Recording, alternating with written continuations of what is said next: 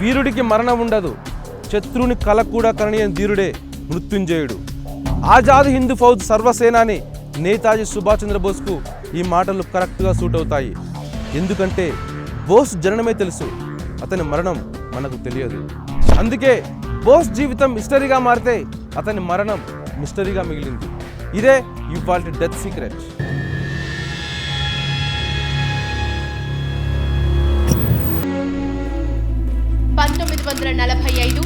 August 18 సాయంత్రం 4:30 గంటలు Saigon airport, Singapore. Mitsubishi KI-21 bomber రెడీగా ఉంది. ఖాకీ బట్టలేసుకున్న కోదమ సింహం వేటాడేందుకు సమరోత్సాహంతో వస్తోంది.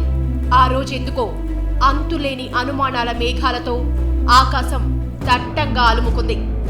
గుండెల నిండా దేశభక్తిని నింపుకున్న ఆ యోధుణ్ణి చేరడానికి మృత్యువు కూడా జంకుతోంది.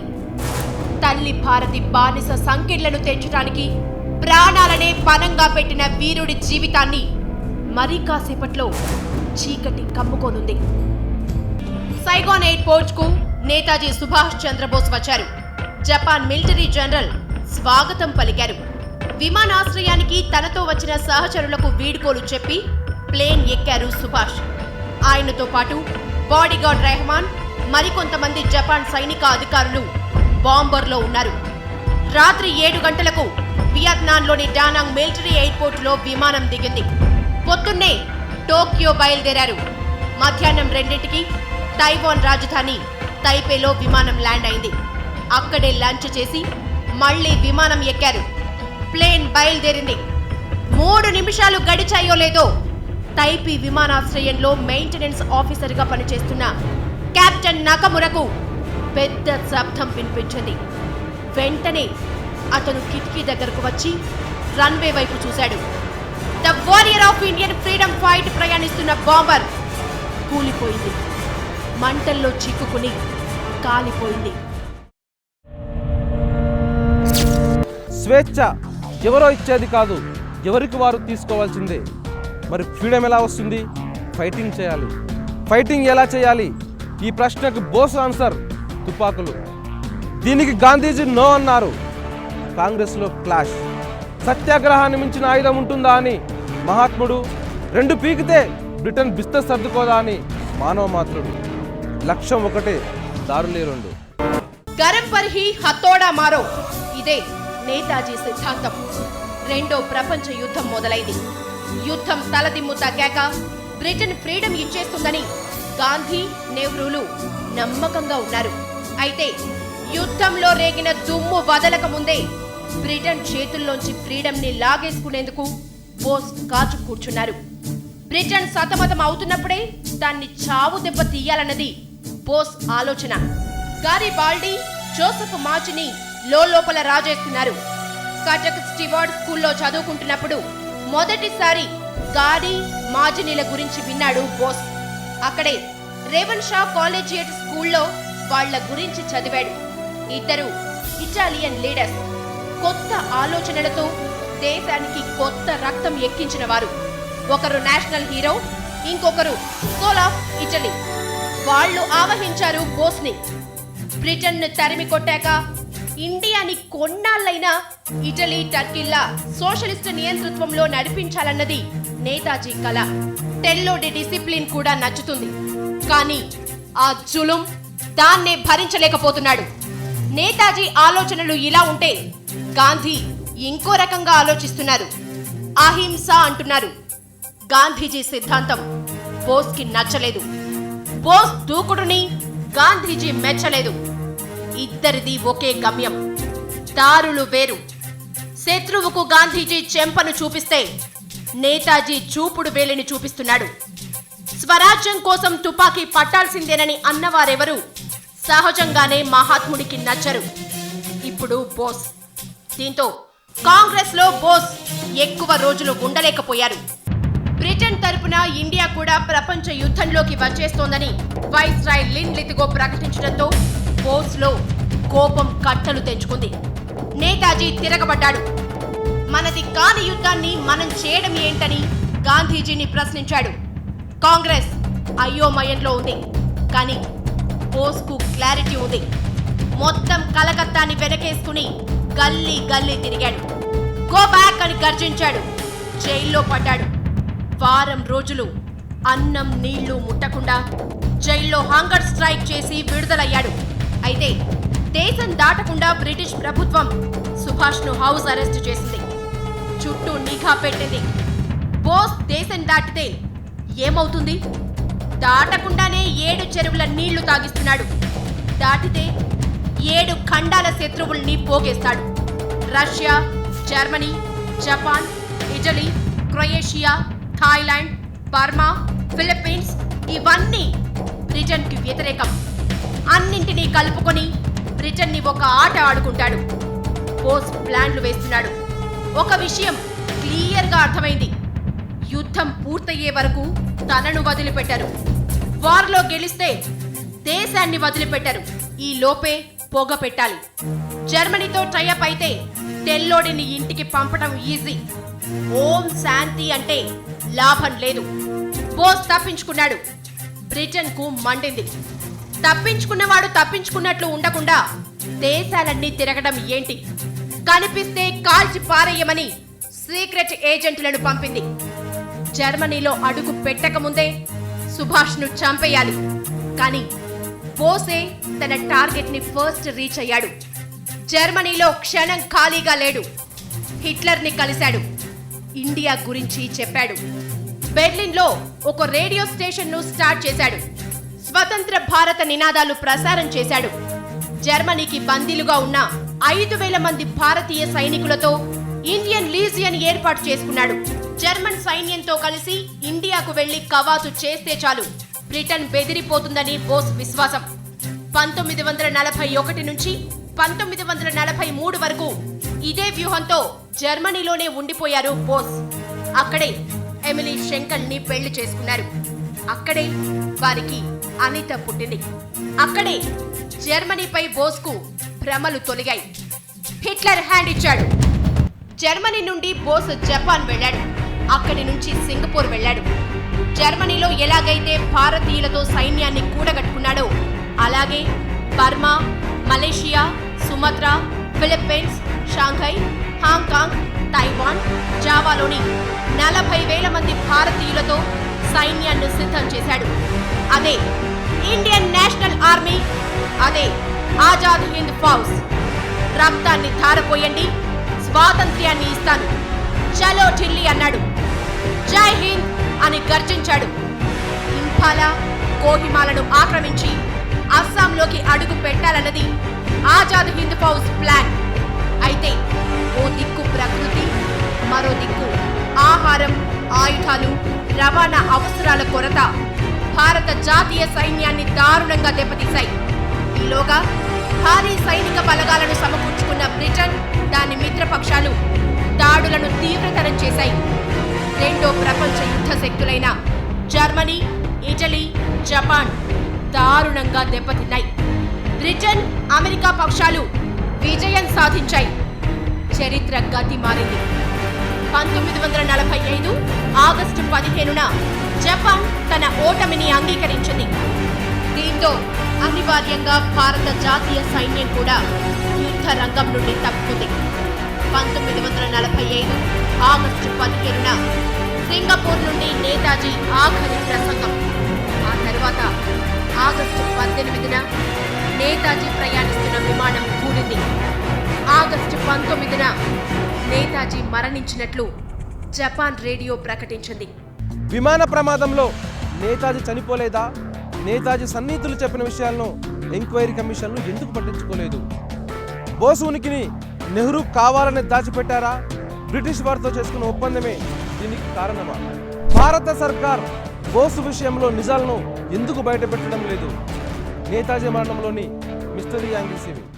ఆజాద్ హింద్ ఫౌజ్ లో నేతాజీకి అత్యంత సన్నిహితంగా మెలిగిన నిజాముద్దీన్ అనే వ్యక్తి మాత్రం విమాన ప్రమాదంలో బోస్ చనిపోలేదని అన్నాడు. చిత్రం ఏంటంటే నిజాముద్దీన్ ను ఆయన మరణంపై నియమించిన ఏ కమిటీ కానీ కమిషన్ కానీ కలిసి వివరాలు తెలుసుకోలేదు. విమాన ప్రమాదం జరిగిన 3-4 నెలల తర్వాత బర్మా, థాయిలాండ్ సరిహద్దుకు సమీపంలోని సిచాంగ్పుర నది ఒడ్డున తాను నేతాజీని వదిలిపెట్టానని నిజాముద్దీన్ చెబుతూ ఉండేవాడు. నిజాముద్దీన్ ఒక్కడే కాదు, నేతాజీ మరణంపై విచారణ చేపట్టిన ముఖర్జీ కమిషన్ 1945 సంవత్సరంలో తైవాన్లో ఏ విమానము కూలిపోలేదని నిర్ధారించింది. దీన్ని సమర్థిస్తూ అమెరికా ప్రభుత్వం కూడా కమిషన్కు లేఖ రాసింది. ఇంతేకాదు, టోక్యో రెంకోజీ టెంపుల్లో ఉన్నవి అసలు నేతాజీ అస్థికలే కావంది. ఆ రోజు ప్రమాదంలో గాయపడ్డ వ్యక్తులకు ట్రీట్మెంట్ చేసిన వైద్యుల కేసు షీట్లలో సుభాష్ చంద్రబోస్ పేరు లేదంది. మరి విమాన ప్రమాదంలో సేఫ్గా బయటపడితే బోస్ ఎక్కడికి వెళ్లారు? విమాన ప్రమాదంలో తీవ్రంగా గాయపడ్డ బోస్ ఎలాగోలా తప్పించుకుని జపాన్ వెళ్లారు. అక్కడి నుంచి రష్యా చేరుకున్నారు. అయితే రష్యన్ ఆర్మీ బోస్ను అరెస్ట్ చేసింది. సోవియట్లో భారత రాయబారులుగా పనిచేసిన సర్వేపల్లి రాధాకృష్ణన్, విజయలక్ష్మి పండిట్లకు ఈ విషయం తెలుసు. అయితే జవహర్లాల్ నెహ్రూ బయటి ప్రపంచానికి బోస్ గురించి నిజాలు చెప్పవద్దన్నారట. ఎందుకంటే భారతదేశానికి స్వాతంత్ర్యం ఇచ్చేటప్పుడు బ్రిటిష్ వారితో అప్పటి కాంగ్రెస్ నాయకులు చేసుకున్న ఒప్పందమే కారణమన్న వాదనలు ప్రచారంలో ఉన్నాయి. విమాన ప్రమాదంలో బోసు చనిపోలేదని స్ట్రాంగ్ గా నమ్మిన బ్రిటన్ ఒకవేళ ఆయన తిరిగి ఇండియాకు వస్తే తమకు అప్పగించాలని కండిషన్ పెట్టిందట. దీంతో నేతాజీ బతికి ఉన్నట్లు తెలిస్తే చిక్కులు వస్తాయనే భయంతోనే నెహ్రూ సీక్రెట్ గా ఉంచినట్లు ఓ వాదన ఉంది. ఒకవేళ ఒప్పందానికి కట్టుబడి నేతాజీని బ్రిటన్కు అప్పగించాల్సి వస్తే దేశ ప్రజల నుండి తీవ్ర వ్యతిరేకతను ఎదుర్కోవాల్సి వస్తుందనే నెహ్రూ అలా వ్యవహరించారని చాలా మంది భావిస్తారు. 1945 తర్వాత నేతాజీ కనీసం 10 సంవత్సరాల పాటు బతికే ఉన్నారన్న స్పష్టమైన ఆధారాలను న్యాయవాది జోయ్దీప్ ముఖర్జీ సుప్రీంకోర్టు ముందు ఉంచారు. సుప్రీంలో జోయ్దీప్ ప్రవేశపెట్టిన రష్యా సైనిక పత్రాల ప్రకారం 1945 విమాన ప్రమాదంలో నేతాజీ చనిపోయినట్లు ఎక్కడా లేదు. భారత్ కోరితే నేతాజీకి సంబంధించిన కేజీబీ ఫైల్స్ ను ఇవ్వడానికి తాము సిద్ధంగా ఉన్నామని రష్యా ప్రభుత్వం చెప్పినా అప్పటి కాంగ్రెస్ గవర్నమెంట్ లైట్ తీసుకుందని జోయ్దీప్ ముఖర్జీ సుప్రీంకోర్టు దృష్టికి తీసుకువెళ్లారు. రష్యన్ మిలిటరీకి సంబంధించి మరికొన్ని సీక్రెట్ పేపర్స్ తో పాటు బోస్ కూతురు స్వేతిన నుండి సంపాదించిన రష్యా కమ్యూనిస్ట్ పార్టీ సమావేశాల ప్రతులను కోర్టుకు సమర్పించారు. ఆ పేపర్స్ ప్రకారం స్టాలిన్ మరణం తర్వాత నేతాజీ రష్యాలోని సైబీరియా ప్రాంతంలో ఓ జైలులో ఉన్నారు. 1956లో రష్యా భారత్ శాంతి ఒప్పందంపై సంతకాలు జరగడానికి నెల రోజుల ముందు భారత ప్రధానికి ఆ దేశ విదేశాంగ శాఖ ఒక లెటర్ రాసింది. సుభాష్ చంద్రబోస్ కు సంబంధించి భారత ప్రభుత్వ వైఖరి గురించి తెలుసుకోవాలనుకుంటున్నట్లు అందులో కోరింది. అదే సంవత్సరం రష్యా కమ్యూనిస్ట్ పార్టీ 20వ మహాసభలో సుభాష్ చంద్రబోస్ కు షెల్టర్ కొనసాగించే అంశాన్ని చర్చించినట్లు పార్టీ పత్రాలు తెలుపుతున్నాయి. ఈ ఆధారాలను పరిశీలిస్తే 1945 నుంచి 1956 వరకు నేతాజీ బతికే ఉన్నారని, ఎక్కువ భాగం రష్యాలోనే ఉన్నారన్న విషయం అర్థమవుతుంది. ఇక నేతాజీ మరణం విషయంలో అనుమానించాల్సిన వైఖరినే ఇండియన్ గవర్నమెంట్ ఫాలో అయింది. నేతాజీ మృతిపై విచారణ జరిపిన జస్టిస్ మనోజ్ ముఖర్జీ కమిషన్ కు నాటి కేంద్ర ప్రభుత్వం కొన్ని ఫైల్స్ ను ఇవ్వలేదు. వాటినిస్తే 18 దేశాలతో భారతదేశ ఆర్థిక రక్షణ సంబంధాలు దెబ్బతింటాయని అప్పటి హోం, రక్షణ మంత్రిత్వ శాఖలు విడివిడిగా కమిషన్ కు చెప్పుకున్నాయి. ఇక్కడే ఎన్నో అనుమానాలు. నేతాజీ మరణం గురించి నిజాలు చెబితే అంతర్జాతీయ సంబంధాలు ఎలా దెబ్బతింటాయి? అంటే బోస్ అదృశ్యం వెనక ఆ దేశాల హస్తం ఉందా? నేతాజీ బతికి ఉన్న విషయం గాంధీ, నెహ్రూలకు తెలుసా? చాచాజీ అంత్యక్రియల్లో సుభాష్ చంద్రబోస్ పాల్గొన్నారా? స్వాతంత్ర్యం కోసం బ్రిటిష్ వారితో చేసుకున్న ఒప్పందంలో బోస్ ప్రస్తావన ఉందా? అయోధ్యలోని గుమ్నాం బాబానే సుభాష్ చంద్రబోసా? నేతాజీ మరణంలో చాలా మంది తెలియని విషయాలివి. విమాన ప్రమాదం తరువాత నేతాజీ ఉనికికి సంబంధించి కీలక విషయాలు గాంధీజీకి తెలుసన్న ప్రచారం అప్పట్లో బాగా జరిగింది. స్వాతంత్ర్యం వచ్చిన కొత్తలో గాంధీ సీకులపై జరుగుతున్న దాడులను ఆపటంలో ప్రభుత్వం విఫలమవుతోందని నెహ్రూ పటేళ్లపై ఓసారి గాంధీ సీరియస్ అయ్యారు. తన ఇంకో బిడ్డ ఇక్కడుంటే బావుండేదని బాధపడ్డారట. అప్పుడు ఆ సమావేశంలో పాల్గొన్న మరో నేత విమాన ప్రమాదంలో నేతాజీ మరణించారన్న విషయాన్ని గుర్తు చేశారట. వెంటనే గాంధీజీ ఆయన వైపు తిరిగి, నీకెవరు చెప్పారు, అతను రష్యాలో ఉన్నాడు అని సమాధానమిచ్చారట. ఇదొక్కటే కాదు, చాలా సార్లు నేతాజీ బతికే ఉన్నారని గాంధీ చెబుతూ ఉండేవారట. అమెరికా, రష్యా, సింగపూర్ గూఢచార సంస్థలు విడుదల చేసిన కొన్ని రహస్య పత్రాల ఆధారంగా అనుజుత్ థార్ రాసిన ఇండియాస్ బిగ్గెస్ట్ కవరప్ లో ఈ విషయాలన్నీ ఉన్నాయి. మే 28, 1964 ప్రపంచానికి నేతాజీ ఉనికి గురించి తెలిసిన రోజు. నెహ్రూ అంత్యక్రియలకు సుభాష్ చంద్రబోస్ హాజరయ్యారు. చాచా భౌతిక కాయం ఉంచిన తీన్ మూర్తి భవన్ కు బౌద్ధ భిక్షువు వేషంలో బోస్ వచ్చారు. టాక్సీలో వచ్చిన సుభాష్ ను లాల్ బహదూర్ శాస్త్రి నెహ్రూ పార్థివ దేహం దగ్గరకు తీసుకువెళ్లారు. కొద్దిసేపు బోస్ అక్కడే ఉన్నారు. ఆ తర్వాత చాచా ధీరత్వాన్ని మెచ్చుకుంటూ అక్కడి ఓ పుస్తకంలో సంతకం కూడా చేశారు. నెహ్రూ అంత్యక్రియలను షూట్ చేసిన సమాచార ప్రసార శాఖ డాక్యుమెంటరీలో బోస్ వచ్చిన విషయం క్లియర్ గా కనిపిస్తుంది. చాలా విదేశీ పత్రికలు కూడా ఈ విషయాన్ని అప్పట్లో ప్రధాన వార్తగా ప్రచురించాయి. నెహ్రూ అంత్యక్రియల తర్వాత సుభాష్ ఎక్కడికి వెళ్లారన్న విషయం మాత్రం సస్పెన్స్ గానే ఉండిపోయింది. ఇక 1980లలో అయోధ్య ఫైజాబాద్ లో సంచరించిన గుమ్నాం బాబా ఉరఫ్ భగవాన్ జీ బోస్ ఉనికిపై కొత్త సందేహాలకు కారణమయ్యారు. అతను అచ్చం నేతాజీలానే ఉండేవాడు. అప్పుడప్పుడు తానే బోస్ అన్న విషయం కూడా సన్నిహితులకు చెబుతూ ఉండేవాడు. స్వాతంత్ర్య సంగ్రామంలో బోస్ను దగ్గర నుండి చూసిన చాలా మంది గుమ్నాం బాబానే నేతాజీ అని బలంగా నమ్మారు. ఈ మాట ఆ నోటా ఈ నోటా జనాలకు చేరింది. అంతే, బాబాను దర్శించుకునేందుకు భారీగా తరలి వచ్చేవారు. అయితే సాధువే నేతాజీ అన్న ప్రచారం జరిగినప్పుడల్లా గుమ్నాం బాబా తన మకాం మార్చేవాడు. 1985 సెప్టెంబర్లో గుమ్నాం బాబా మరణించారు. నేతాజీ అభిమానుల విజ్ఞప్తి మేరకు ఉత్తరప్రదేశ్ ప్రభుత్వం బాబా వస్తు సామాగ్రిని పరిశీలించింది.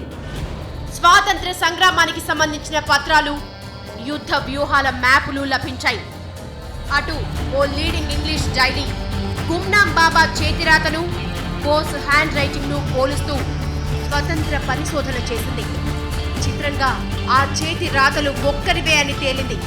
దీంతో పాటు బోస్తో సాన్నిహిత్యం ఉన్నవాళ్లు కూడా మరణించిన గుమ్నాం బాబానే నేతాజీ అని చెప్పారు. దీంతో దేశంలో ఒక్కటే అలజడి. బాబానే బోస్ అన్న వార్తలతో అప్పటి న్యూస్ పేపర్లు నిండిపోయాయి. మరి బోస్ మరణం గురించి అంత విస్తృతంగా ప్రచారం ఎందుకు జరిగింది? అగ్రరాజ్యాల కుట్ర ఏమైనా ఉందా? డే బై డే దేశంలో చంద్రబోస్కు పెరుగుతున్న ఇమేజ్ అప్పటి కాంగ్రెస్ నేతల గుండెల్లో వణుకు పుట్టించిందా? బోసు బతికి ఉంటే దేశ విభజన జరిగి ఉండేది కాదా? విమాన ప్రమాదంలో బోసు బయటపడ్డా ఇండియాకు ఎందుకు తిరిగి రాలేదు? కావాలనే నేతాజీ అదృశ్యమయ్యారా? అఖండ భారతం, సంపూర్ణ స్వరాజ్యం, ఇవి సుభాష్ చంద్రబోస్ లక్ష్యాలు. నేతాజీ సభలకు వేలాదిగా తరలివచ్చే ప్రజలకు ఆయన ఒక ఫ్యూచర్ లీడర్. రవీంద్రుడి జనగణమనలోని అధినాయకుడు. 1947 కన్నా ముందే భారత్ను స్వతంత్ర దేశంగా ప్రకటించి ప్రవాస ప్రభుత్వాన్ని కూడా ఏర్పాటు చేసిన నేతాజీ సుభాష్ చంద్రబోస్ 1945లో చనిపోయినట్లు వచ్చిన వార్తల వెనుక అగ్రరాజ్యాల కుట్ర ఉందన్న విమర్శలు ఉన్నాయి. నేతాజీ పాపులారిటీ రోజు రోజుకు పెరుగుతుండటంతో ఓర్వలేని నాటి జాతీయ నేతలు తమ రాజకీయ ప్రయోజనాల కోసం ఆ ప్రచారాలకు గొంతు కలిపారన్నది కొంతమంది విమర్శ. ఇక నేతాజీ నాయకత్వం కొనసాగి ఉంటే భారతదేశ విభజన జరిగి ఉండేది కాదని, టోటల్ సౌత్ ఏషియా ఒక దేశంగా సూపర్ పవర్ అయ్యేదని నమ్మేవారు చాలా మందే ఉన్నారు. అమెరికా, రష్యా, ఇతర ఐరోపా దేశాల దోపిడీ విధానాలకు బోస్ చెక్ పెట్టేవారని, అందువల్లే అంతా కలిసి ఆయన మరణ వార్తను విస్తృతంగా ప్రచారం చేశారన్న ఓ బలమైన వాదన కూడా ఉంది. బ్రిటిష్ వాళ్లకు వ్యతిరేకంగా పోరాడుతున్న జర్మనీ, ఇటలీ, జపాన్ దేశాల సహాయంతో భారతదేశానికి స్వాతంత్ర్యం తీసుకురావాలన్నది నేతాజీ వ్యూహం. అయితే ఆయన అనుకున్నట్లు జరగలేదు. జర్మనీ, జపాన్ దేశాలు అమెరికా, బ్రిటన్, ఫ్రాన్స్, రష్యాలకు లొంగిపోయాయి. పోయాయి. లొంగుబాటు లాంఛనాలు పూర్తయ్యేలోపు Burma Aung San defence army, Azad Hind ఫౌజ్లతో కలిసి బ్రిటిష్ వాళ్లతో ఫైట్ చేయొచ్చని నేతాజీ స్కెచ్ వేశారు. అయితే బర్మా సడన్ గా చేతులెత్తేసింది. బ్రిటిష్ వారికి మద్దతు పలికింది. ఈ పరిణామంతో నేతాజీ షాక్ అయ్యారు. మరోవైపు బ్రిటన్ సేనలు సింగపూర్ను ముట్టడించేందుకు బయలుదేరాయి. ఈ స్థితిలో అంగబలం, ఆర్థిక బలం కరువై నేతాజీ అజ్ఞాతంలోకి వెళ్లిపోయి ఉంటారన్నది ఒక వాదన. ఆధునిక భారత చరిత్రలో నేతాజీ సుభాష్ చంద్రబోస్ ఓ యుగ పురుషుడు. బ్రిటిష్ వలస పాలకుల నిర్బంధం నుండి తప్పించుకుని కట్టుబట్టలతో జర్మనీ, జపాన్లకు వెళ్లి భారత సైన్యాన్ని నిర్మించిన యోధుడు. రవి అస్తమించని బ్రిటిష్ సామ్రాజ్యాన్ని గడగడలాడించిన ధీరుడు. నిజానికి భారతదేశానికి స్వాతంత్ర్యం రావడానికి నేతాజీనే కారణమని బ్రిటన్ కూడా ఒప్పుకుంది. 1857 సిపాయిల తిరుగుబాటు తరువాత నేతాజీ జరిపిన సాయుధ పోరాటమే తమను ఎంతో భయపెట్టిందని అంది. ఒకటి మాత్రం నిజం, వ్యక్తులు మరణించవచ్చు, కానీ వారి మహోన్నతమైన ఆలోచనలు వందలు వేలుగా పునరుజ్జీవనం పొందుతాయి, జాతిని భవితను నడిపిస్తాయి. నేతాజీ అమరుడు. ఆయనకు జననమే కాని మరణం లేదు. కావాలంటే ఏ హిస్టరీ బుక్ అయినా తెరిచి చూడండి, ఏ దేశ భక్తుడినైనా తరచి అడగండి. ఇవాల్టికి నేతాజీ స్ఫూర్తి భారతీయుల గుండెల్లో రగులుతూనే ఉంది. మువ్వన్నెల జెండా మధ్య ధర్మ చక్రమై గణతంత్రాన్ని నడిపిస్తోంది. దశాబ్దాలు గడిచాయి. ఎన్నో కమిటీలు, కమిషన్లు బీభత్సమైన పరిశోధనలు చేశాయి. అయినా నేతాజీ ఎలా చనిపోయారన్నది ఇప్పటికీ తెలుసుకోలేకపోయాయి. ఇది ఇంకా మిస్టరీనే. ఇదే ఇవాళ డెత్ సీక్రెట్. మరో సీక్రెట్తో మళ్ళీ కలుద్దాం. Keep watching V6 News.